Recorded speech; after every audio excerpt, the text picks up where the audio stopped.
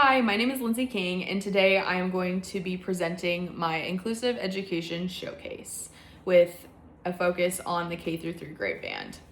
Today I am going to be discussing ASD, autism spectrum disorder, as well as OHI or other health impairment with an emphasis on ADD and ADHD. So, ASD or autism spectrum disorder is a developmental disability that impacts individuals' communication, the way they interact with others, as well as their behavior. So this is called, autism spectrum disorder. It's called a spectrum because every individual that is diagnosed with autism is impacted differently. So it affects everybody differently. But some consistent things with autism, they may have challenges with interacting with peers, transitioning, especially if it's from a preferred activity to a non-preferred activity, as well as having sensory sensitivities. These can be loud noises, crowded spaces, which are classrooms, as well as unexpected changes or disruptions, and these can ultimately impact their ability to focus and participate in a classroom.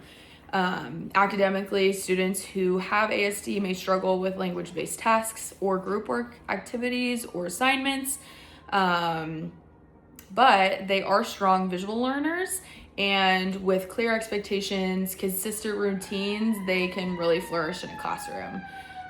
So a few ways we can support students with ASD within classrooms are visual schedules, visual timers, cue cards, sensory breaks, movement breaks, and positive reinforcement is also something that has been seen to impact individuals with ASD in a positive way.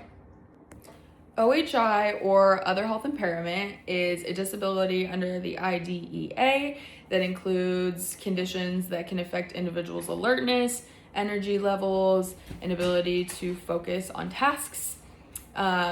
In elementary classrooms primarily, under the OHI category, you're going to see ADD and ADHD. ADD is attention deficit disorder, while ADHD is attention deficit hyperactivity disorder. So students with difficulty sustaining attention, following directions, staying organized, or sitting for long periods of time affect their behavior and their academic performance. Academically, students with OHI may struggle to complete tasks, but they also show a lot of strength in being creative and problem solving and expressing themselves verbally. They also benefit from hands-on and kinesthetic learning and other supports in that general category. As far as inclusive strategies for students that have the OHI, consistent routines, visual reminders, breaking up assignments or tasks into smaller segments or smaller chunks at a time can be beneficial, as well as opportunities for movement breaks and also positive reinforcement for good behavior is also something that has been seen to be beneficial for these students and promote their overall success within the classroom. So, to conclude, inclusive classroom supports are ultimately what is going to make all children succeed and give every student a fair opportunity to learn, engage, and be a part of their community and their classroom. So thank you so much for listening. I appreciate your time.